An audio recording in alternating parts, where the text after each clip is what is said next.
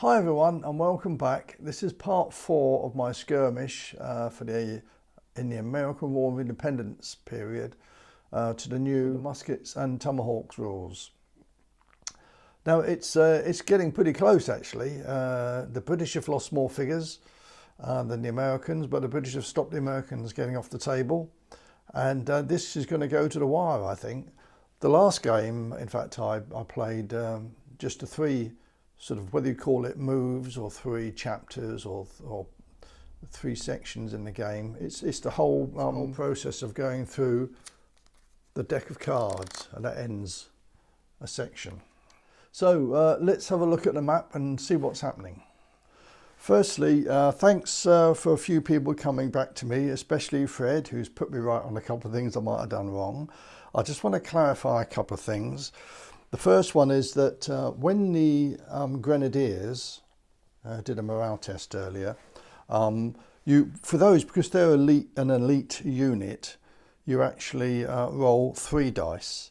So for example, I've thrown 3 dice there. You discard the lowest one and you discard the highest one. So the morale dice was 5. Let's do that again. So in this case, you've got 2 3s. You remove the highest one and one of the 2 lowest ones, so the morale test is 3. The reason elites do that is because it does stop them getting like a 0 or 1, but it also does stop them getting very high as well. So they're a pretty steady unit, and I think that's quite a nice idea. And I have been doing that, although I haven't shown it in any footage during the game. I have actually been doing that with the elites. The other thing that Fred pointed out was that when I pulled this unit had to withdraw from this melee, because it was a draw and they had to react first, and they withdrew. I should have rolled 5 dice for that unit because there's 5 men in the unit, and on a roll of 0 they lose another figure. So I should do that now. Well, that's a bit unfortunate for the cavalry. I've rolled 2 0s. So in fact, that unit loses 2 more figures. That's a bit unlucky really, because there's only a 1 in 10 chance of rolling a 0 on a D10 dice, which means really for that unit rolling 5 dice, it had a 50% chance of losing a figure. But in fact it's lost 2, but there we are. That's just dice rolls. That's my my dice rolls, as you know, are appalling usually in the game. I've lost more games due to bad dice rolls than any other reason, I think. That unit had to react when it fell back, and it lost 2 more figures. If a unit is fleeing, it does the same thing. It rolls a dice, but it's on the roll of 0, 1, 2 and 3. And if you remember, earlier on in the game, this sole figure ran away, and I didn't do that again. So I'm going to do that now, just to see whether it's an 8. So in fact, he's fine. So that figure stays on the table. So thanks for pointing it out, Fred. I had forgotten that you should react to falling back from a melee. And just to clarify, the British didn't have to do a morale test, because you only have to do a test if you're facing a unit. This one obviously did. It was facing the British. The defender always has to test first, and they fell back, but then these don't have to test. If they did have to test and they didn't have to withdraw, they would still have to anyway, because an attacker, they can't stay in combat, and if the defender does stay there, the attacker then has to fall back. So that's just to clarify a few points in the game. Right, okay, so here we are. Let's have a look at what's happening here. It's the British turn, and what the British are going to do, they can fire their artillery, which is unloaded and ready to fire, or we can do a morale test on an enemy unit, because it's got the blue morale card. But it's also got 3 command chips there, and I think what they're going to do, in fact, is they're going to do something with their Grenadiers here. We're going to make them charge. So we'll do that now. So they charge in. About time they got stuck in, these grenadiers. Right, so they've all attacked a figure. Anybody within 3 inches of the Minutemen of a figure in combat, so they all fight, all 8 Minutemen do. So now we're going to see how they get on. The British Grenadiers have a slightly better chance of causing a casualty. So I'll roll for the British Grenadiers first. There's 5 of them and they're hitting on 4+. So they've got 3 hits, 2 missed. Now the Minutemen save on 7+. So they want 7s and over to save. They didn't save any. So 3 Minutemen have been taken off as casualties. Do that first. Now we'll do the Minutemen fighting back. And at the beginning of the move, there was 8 there, so they all count. So they're hitting on 7s. 5 there. Oh no, so nothing there. A 5, a 3. Because they're veterans, they do re-roll attack dice on noughts. So they've thrown 2 noughts, so they can throw those 2 again. Let's do that first. And they've converted one of them to a hit. So that's 1 hit out the first 4. Let's do the next 4. 6 and 9. So they've got 2 hits. Incidentally, you may wonder why Minutemen are veterans. They are actually conscripts, so the morale isn't that good, but they were very effective in the early part of the war. If you read the history of the Battle of Lexington and Concord, they were very effective troops. So I think in these rules they've given them, because of their sort of fervour, their determination not to let the British, get away from Concord easily, they've made them veterans. Maybe that's a bit generous really, but even so, because their discipline's only conscripts, their reaction tests could be a problem, but they do count as veteran in these rules. Right, so the British are now got to try and save. The Grenadiers save on 4s again, and they saved 1, so they've lost 1 figure. So the British lost 1 and the Minutemen lost 3. So the Americans have got to now do a test, because in a hand-to-hand combat it's always the defender, regardless of how many people they lose, they have to roll a test first. So it's 2, which is, my dice rolling is amazing, isn't it? Yeah, I bet you're really enjoying that. So another terrible morale throw from me. It becomes 3 because they've got an officer nearby within 6 inches. The unit is no longer comprised of 6 figures, so it's only got 5 there now, so it gets no bonus there. It's not formed up. And then the minus is for morale. It's on 3 at the moment. Now it's suffered 3 casualties, so it's down to 0. And these are conscripts, as I said, and if you look at the sheet here, the 0 is this one here, you go all the way along, and they've got rout. Oh dear. So they've gone. So the British Grenadiers have finally achieved what they wanted to. They got stuck in with the bayonet, and didn't they do it effectively? So the 1 unit of Minutemen have gone off the battlefield. And that's going to be quite interesting now. So it's the Americans' turn. Let's see what options the Americans have got. Well, they've got some pretty good options. They've got 3 blue cards for starters. They've got provincials, artillery, and forward boys. So they're spoilt for choice. So let's just put this down over here. I think the The Americans, really, their priority is to get these guys reloaded and these guys who are shaken and get them unshaken. So we're going to do that. The Continentals, let's just move these casualties out of the way.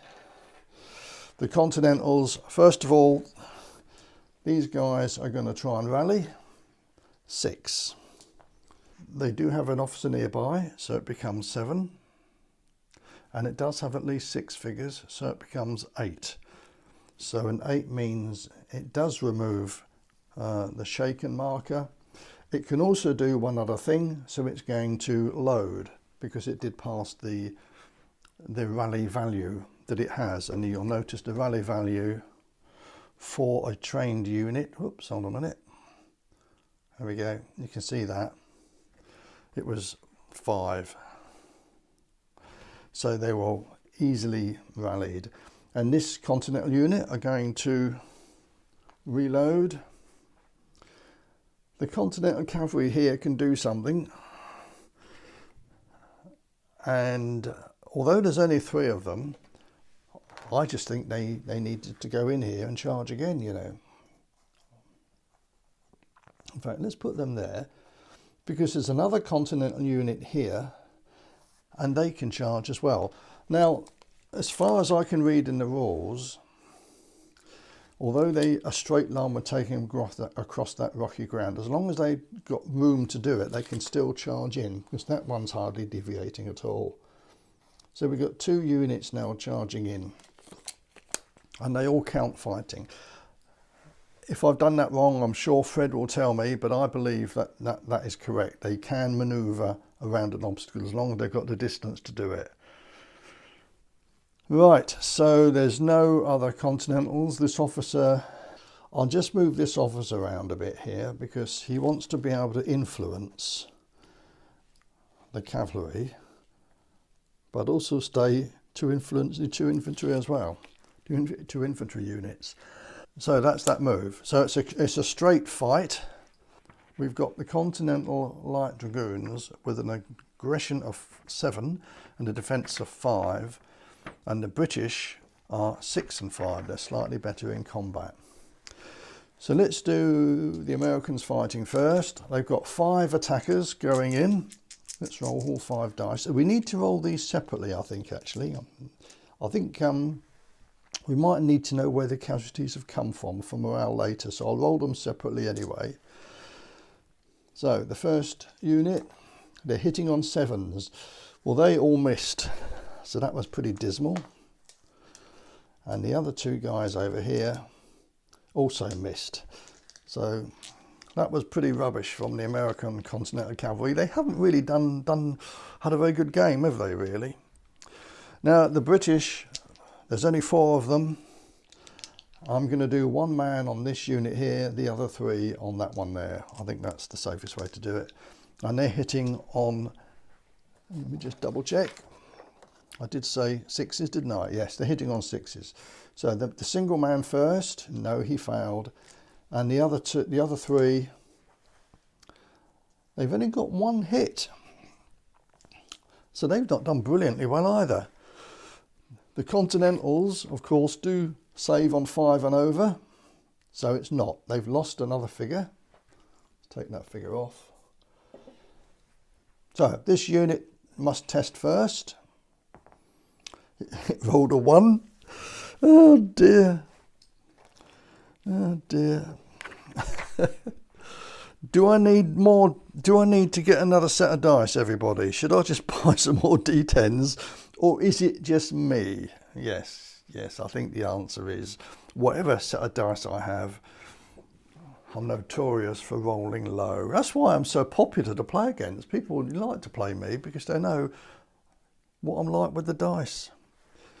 Well, they're obviously seriously in trouble now, this Continental unit.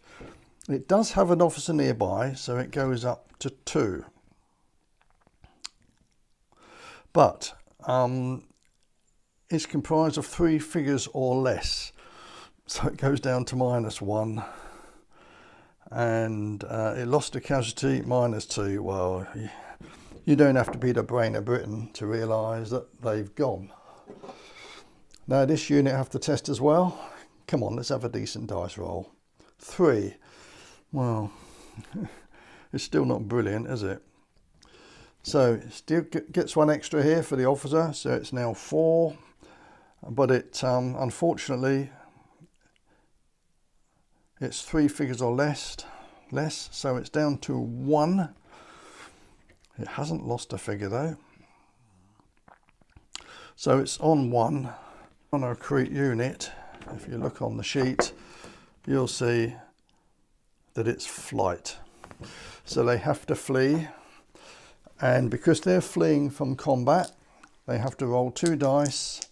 And you remember what I said earlier, a 0 is another one that's gone.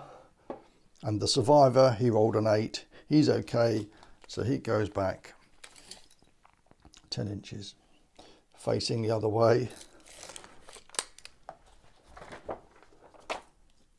And he's fleeing. Well, that was a pretty disastrous move as far as the Continental Cavalry go. It does mean these guys are loaded though, and hopefully that will pay off in a minute.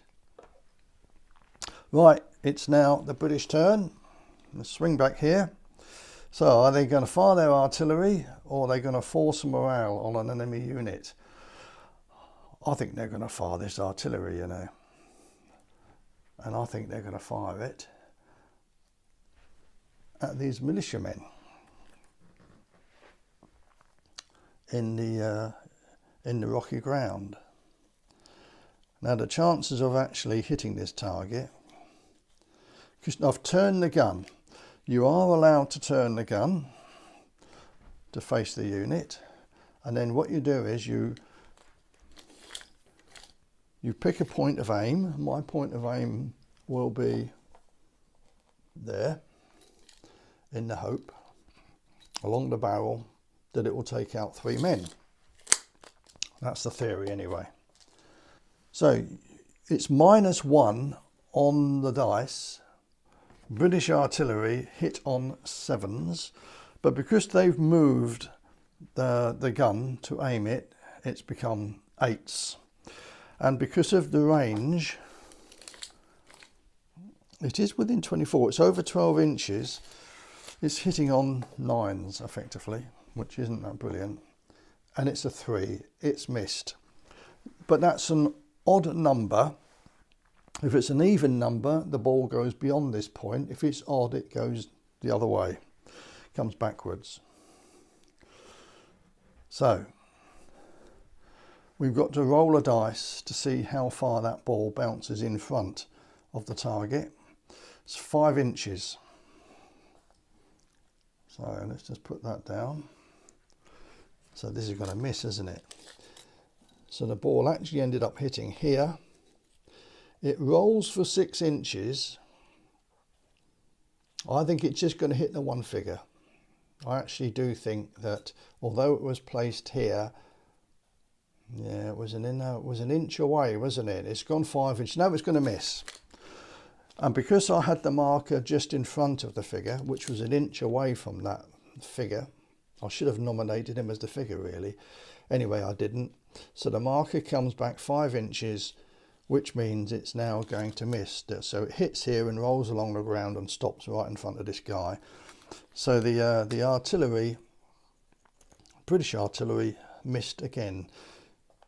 I'm not doing very well with my artillery in this game. Still, I'd rather it be like that than be too powerful myself, personally. Right. It's the American go, and they're going to play the Forward Boys card, which means that this officer is going to tell this unit to open fire. And they're in formation, close formation, so they're going to do volley fire, and they're going to hit everything that's in front of them. So this cavalry figure is not, and neither is this Prussian dismounted dragoon, but everybody else there could get hit, could be a casualty. So let's do the 3 cavalry first, and don't forget we're hitting on 0s and 1s. Well, they got 1-0, so 1 cavalryman has been killed. Let's do the officer next. No. And then the 6 infantry. No.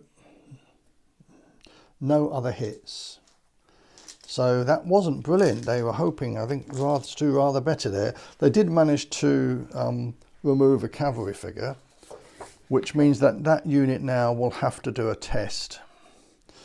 Let's just do that now. 7. Oh, for me, that's quite a good roll. They haven't got an officer nearby because the only regular British officer is over the other side of the table. You can't count this Prussian officer because he's a different nationality. Prussian officers, regular officers, only benefit their own troops. Now, the unit is comprised of 3 figures or less. That's -3. So he's now on 4. But he gets -1 for being shot at volley fire and another -1 being shot at by a form unit. So it's down to 2. And a trained unit on 2, as you can see here, it's recoil and shaken. Now it's recoiling, but it's not recoiling from a melee, so it doesn't have to test, but it has got to go back 10 inches. So we'll just move those back, and they've got a recoil marker, and they get a shaken marker.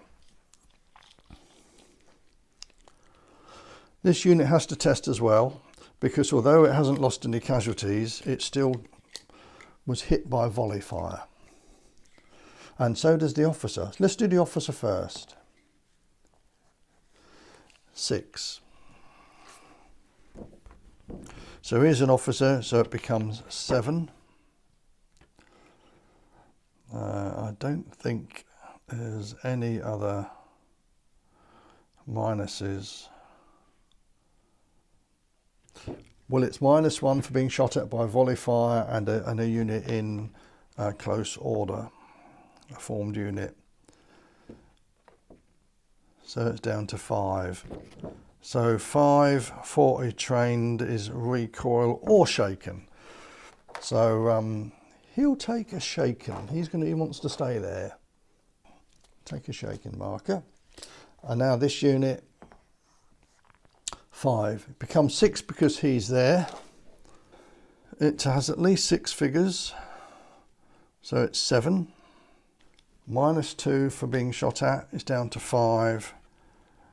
So again, it's recoil or shaken. So it'll take a shaken. There we go. So that's resolved that. It's the British turn. Right, so the American artillery are now going to fire. That's the Americans have used their artillery fire. They had to turn to aim at the cavalry that were here. They did hit the target, I can tell you that now. In fact, I forgot to press the record button on this, I must admit. So you missed all the action, but basically they lost 2 figures, and then on a morale dice they rolled a 2, so those cavalry have disappeared. That's the first time I've rolled a hit with artillery. They only hit on 9 because of the distance involved. They only hit on 6s anyway. They moved so it became 7s, and -4 for shooting at extreme range. It was only going to hit on 9s, and blow me, it rolled a 9. One of my rare good dice. So the British cavalry have gone off the field. Now it's the British to go next, followed by the Americans that have got 3 new cards, a blue irregulars, a red irregulars, and a red regulars card. So it's the British to go. Now what I'll do is to speed things up a little bit. I shall do these next move and I'll come back and tell you what's happened. So it's the British turn. You can see over in the wood, the light infantry have moved up. The infantry that were here have charged into the Minutemen in the rocky ground, including the officer, because he's a regular officer, he's allowed to move as well. And then over here, these Brunswick Dragoons and their officer are going to now try and recover from their shaken, and if they can, they will fire volley fire because they're all loaded and ready to go, and they'll fire down this line towards these two targets here. So they're trained, they need to roll 5 or over. So let's do the officer first. Yeah, he rolled a 6. And with the other bonus he gets, obviously being an officer, it becomes 7. So there's no reason why he can do one other thing. He's not within target. He's armed with a pistol, but it's got an 8-inch move, so he's not in range. So he's not going to do anything else. But this unit now will try and recover. It rolled a 9, so they've removed their shaken marker. And of course, what are they going to do next? Yes, exactly. They're going to do volley fire into the, well, it's a 16-inch range. So let's see who's in. If we measure from the, yeah, you've got all 6 of those guys are lined up nicely. And over here, it's 3 of these guys, not these ones over here. They're too far away. So 6 have to react here, or a chance of getting hit, and 3 here, because it is within 16, just within 16 inches. So this is going to be quite an important move. The Brunswickers want a good result here. So first of all, let's roll for the 6 here. So 0s and 1s is what we're looking for. Nothing. Not a single hit out of all that. And then I did say there were 3 in this unit that are within range, and they've got to test as well. 1. So 1 becomes a casualty. Both these units will have to test. Those because they lost a man anyway, those because they've just been fired at volley fire. Let's do this front unit first. 0. You're getting used to these dice rolls that I do, aren't you? Yeah. And you're probably just as amused as everybody down the club when I do them.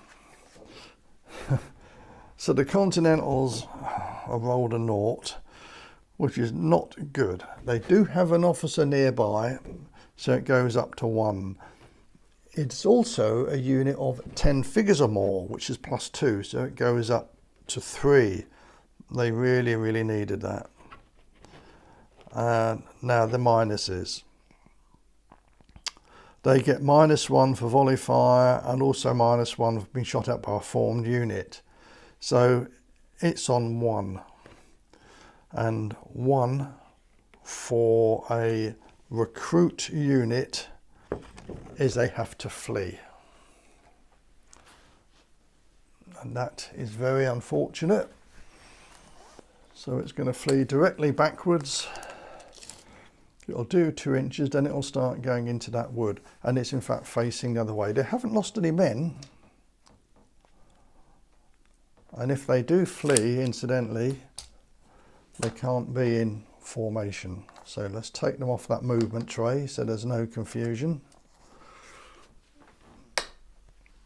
So they've gone back. The officer doesn't have to test, of course, because he wasn't a target. This unit now has to test. 4. Well, it's slightly better. That officer is within 6 inches, just about. Well, actually, yes, he is. I measured him earlier. He's within 6 inches. So it becomes 5. It does comprise of at least 6 figures. It becomes 6. The minuses, it's 2 minuses. So it goes back down to 4. And for a recruit unit on 4, it's recoil and shaken. Just move these cards out of the way. Yeah. So they have to go back 4 inches. And it gets a shaking card. Give that one a flee card. Mustn't forget to put a little bit of smoke here. Incidentally, whilst I'm on that, I know I keep forgetting to put smoke down.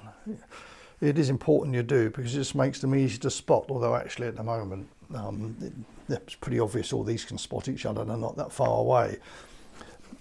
In a lot of rules you put smoke down and you leave it there until you reload, but in these rules you don't. As soon as they're activated, next move you remove the smoke. It's the fire markers that you have to remove for reloading. So, you know, smoke, as I say, is just there to make them easier to spot. I do sometimes forget to put them down, but in most cases the units can spot each other anyway because they're really close. If things were a bit more distant, then obviously that would come into play.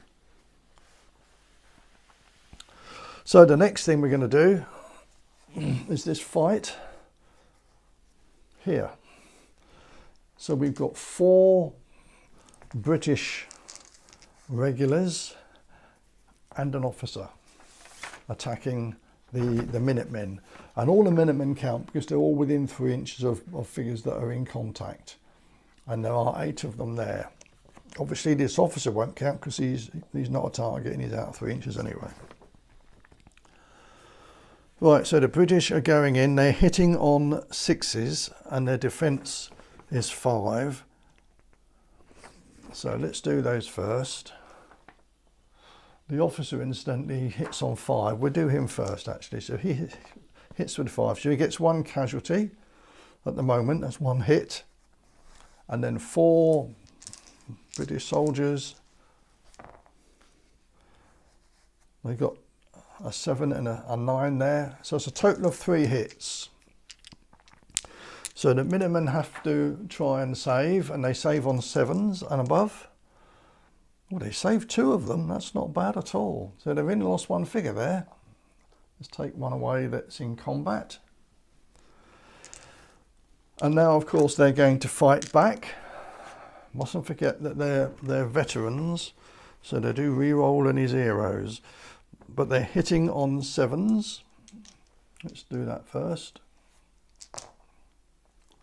They got 2 hits there, and another 4, but no more. So they got 2 hits. The British save on 5s, and they saved 1 and lost 1, so 1 goes off. So it's actually a draw there, but because the defender has to do a reaction before the attacker, we'll roll that. I should be rolling these so you could see them. Right, they rolled a 4. So there's an officer nearby, it becomes 5. It does have 6 figures, so it becomes 6. What minus is, it did lose a figure, so it goes back down to 5 again. Right, so it's 5, but these are conscripts, of course, and conscripts, there you go, I'm afraid they've got to flee, so they got to go back. They can't run away too fast. It's only 2 inches, but they are fleeing now. Because they're fleeing, what did I say earlier about a unit that flees? Oh, they got to flee away from, they wouldn't flee into those British grenadiers, would they? Let's just move that bit of rocky ground. Right, we've got 7 people running away there. And they've got to test to see whether they lose any more. I'll do 4 first. Now they're not looking for, they want on 0, 1, 2 or 3, they lose more figures. And as you can see, I've just rolled those. They've lost 2, and there's 3 more to go. 2. So they lose 2 more from that unit. So it could have been worse. But they are fleeing now. So put a flee marker down. The British, because they don't have anyone in front of them now, don't have to test. So they did pretty well there. So crikey, it's all happening now, isn't it? The British are really starting to make the Americans pay. Interestingly enough, the various books I've read on the American War of Independence, is certainly early on in the war, the British were very confident about going in with the bayonet, because that's what they were trained to do, really, or at least that's what they were happy to do. They were confident that face to face with the American rebels, they would always win. So often battles would be fought with the British firing a few volleys, and off they would go, charging with the bayonet. And it was very effective, because early on in the war especially, the Americans weren't very good at sort of responding to that. Of course, after Valley Forge, where Washington regrouped his army and they were much better trained, I think they did stand up to the British pretty well. But early on in the war, the British used to do this, what we've just seen today, get them with the bayonet, and I'm afraid the Continentals might have done better. These guys might have done better in a melee than the Minutemen or militia. They just don't like being caught in melee. They would invariably run off. In fact, I could have run away with those and not fought at all, and maybe that would have been the better thing. But they would still have a chance of that 0, 1, 2 or 3 of losing people by doing that. I thought the fact there were 8 of them, they might have been able to do better in the melee, but they didn't. So it's all been rather difficult for the Americans, this move, isn't it? Things are not looking too good at all. Right, it's the American turn. They are going to play the only blue card they've got is the Irregulars card, so they're going to play that, which means they can try and rally these. They'll load those guys over there, and they'll try and rally these guys that are fleeing. But I rolled a 2. Look at that. Would you believe it? No, you wouldn't believe it, would you? Well, actually, yes, you would believe it, because you're getting used to my rubbish dice rolls. So, 2. Let's see what they've got going for them. They've got an officer nearby, so they're on 3. It has at least 6 figures. No, it doesn't. It's down to 5. So 3 with conscripts, they have to flee again. They've got a rally value of 7, but a unit in flight who has to test their reaction, ignores all recoils and shaking, or no effects results. These results have no impact on the unit, which remains in flight. If the unit suffers a flight result, in other words a second flight result, it makes a new flight move. If it rolls around, it's removed from the game. So it just keeps fleeing. I thought for a minute it might have to go off the table, but it doesn't. It just about does it. You just have to do another flee move, which in that rocky ground is only going to be a couple of inches, and they continue fleeing. They don't have to roll to see whether they lose any more. Oh, this guy's going to turn around and go back as well. He doesn't want to stay there. So that's all the irregulars that they can move. So now it's the British turn. The British have only got a 1 red morale card, or a irregulars blue card. Since they've got nothing that has to test, because it's not 3 figures or under, they can use that morale card and it won't affect anyone. So I think that's what they'll do. They'll use their red morale card, and that's their turn done. The American turn, they've got regulars, or they're going to use the irregulars again. They need to get these guys back a bit further. They're going to reload those over there. That's the first thing they're going to do. And then these guys have got to do another test. 3, I can tell you now, that's going to be another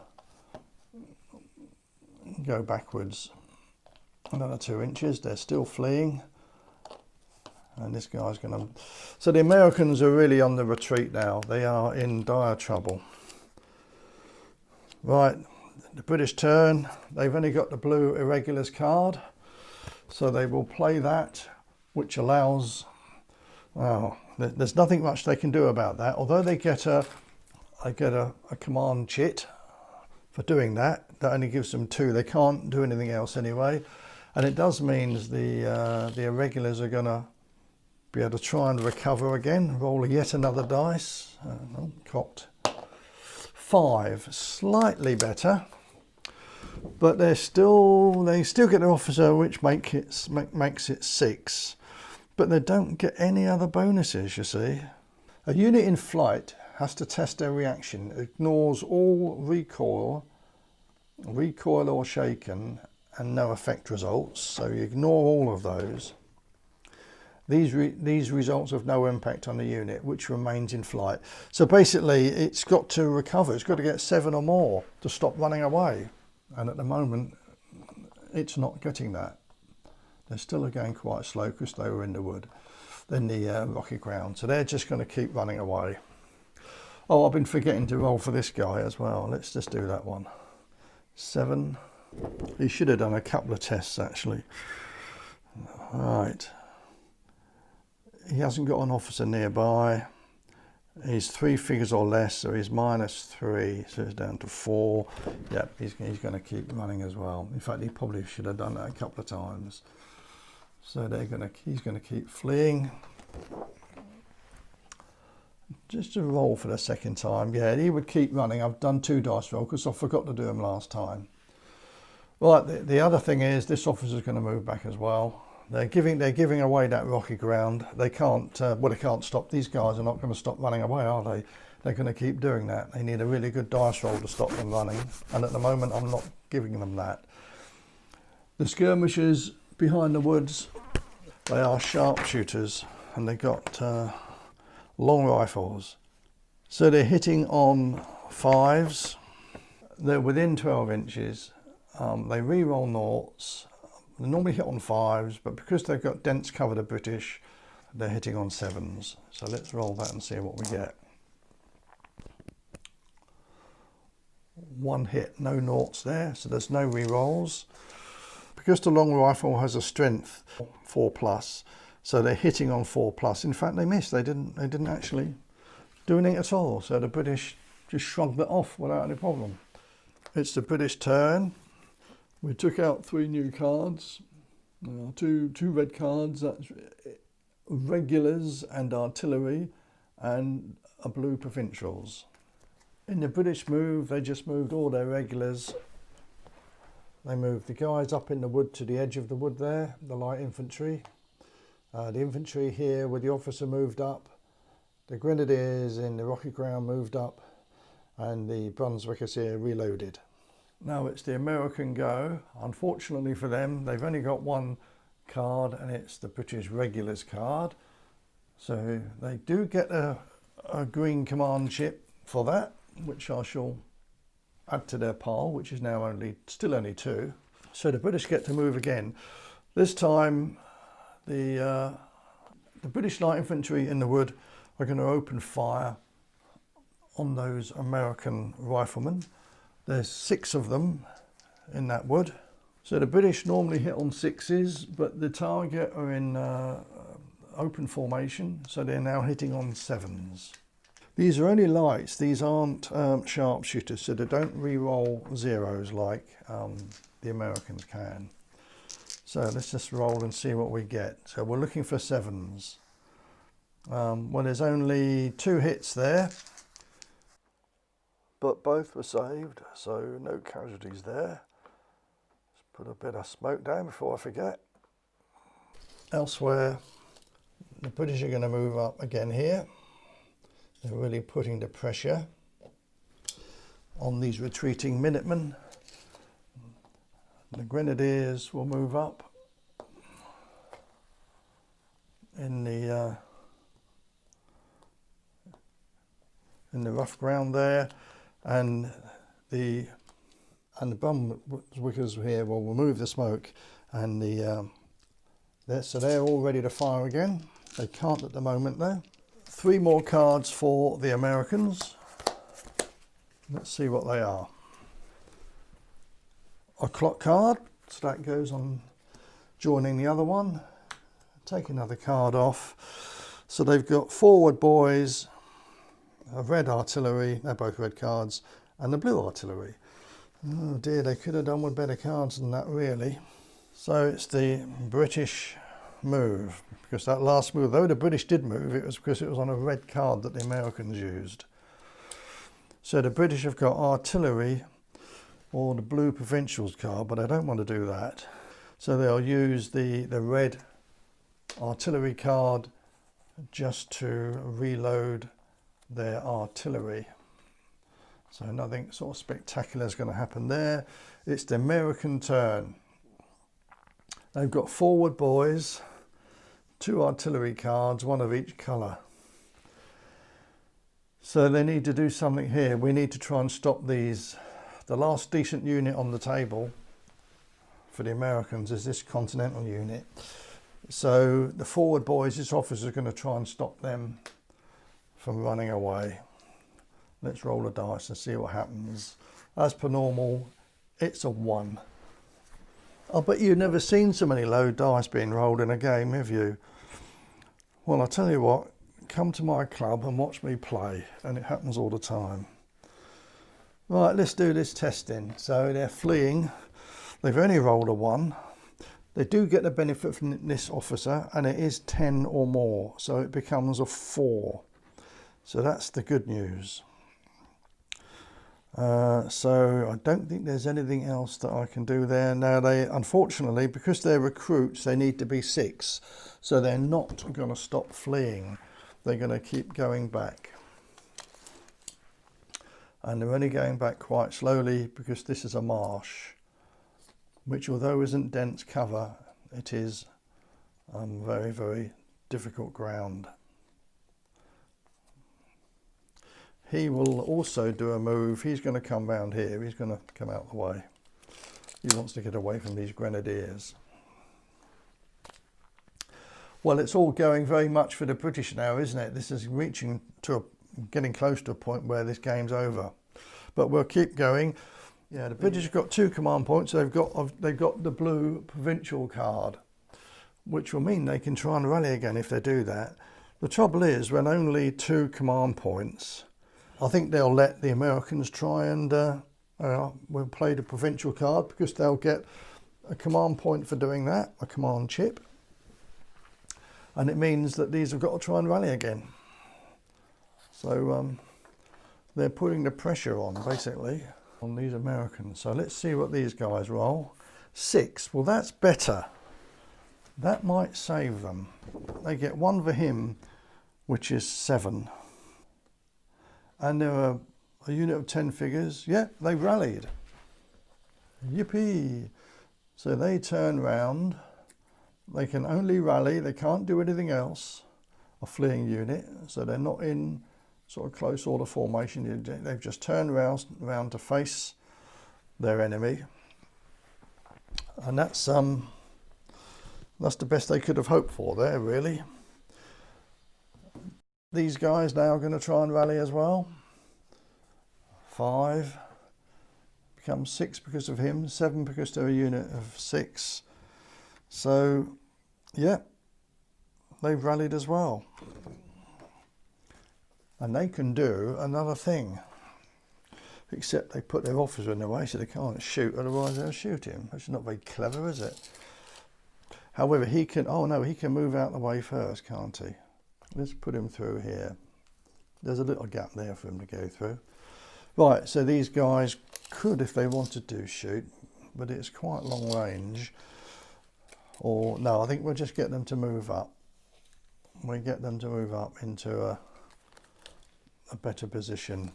Get them within 16 inches. They're just about within 16 inches now, so they will be able to use volley fire next move. So it's the Americans' turn. They're going to use their blue artillery flag to reload. So they can reload. They've got enough people there, they can reload totally. So they're ready to fire. So it's the British turn. They've got a red irregulars card. They don't have any irregulars on the table now, but they can gain command points if they use that. And they've got irregular and provincial blue cards. So the British will use their irregular card. They haven't got a unit of that troop type on the table, so they will get another command point though, which is handy. Now it's the Americans. The only card they've got is the artillery, the red artillery card, which means that the British artillery can now fire. So the British artillery are going to fire straight down the line towards the provincials in the swamp. They normally hit on 6s, but because of the range, they're only going to hit on 9s. I'm going to put the target down. It's just in front of that unit there. And I'll roll a dice to see whether it gets anywhere near it. No, it doesn't. Now it's an odd number, so the ball is going to fall short, and then you roll to see how far it falls short, which is 5 inches. So it goes back 5 inches, but that was right in front. So in fact, that figure there will actually get hit by ball. It's not solid cover, that, so it won't stop the ball from hitting him. And since the strength of an artillery piece is 2+, yes, that's a casualty. That one man is a casualty from that artillery fire. So artillery fire is quite straightforward, really. It's at long range, it's going to fire huge penalties to hit the target, and invariably it won't actually hit the point of aim. But because it's got a 6-inch from where the point of impact of where the ball does fall, it's got another 6 inches of travel. There's a pretty good chance that even though you're not hitting the target, that the ball bounce will take out the figures. If that had only gone, say, 3 inches back, if it was an odd number, it fell short, that it would have taken out 2 figures still. So you've got to get used to the fact that artillery won't always hit exactly where you're aiming well, it will in the actual line that it shoots, but it will fall short, or if it's an even number, will go forward. If it had landed in front here, if it had grown an even dice and it had rolled a 5, it would have landed beyond the target, so no casualties would have been caused. But it actually only rolled 5 inches in front, and as the target was right in front of that man, it was able to hit him. So that means the British artillery are, I've got 3 fire markers, and now I'll need to do 3 more cards for the Americans. Right, the first card that came out, as you can see, is the last clock card. So that's the end of this session. So let's look at the battlefield. The Brunswickers here have moved up and they're loaded and ready to fire. The British Grenadiers are in the rocky ground, and the other infantry, although only a small unit, are moving forward with their commanding officer.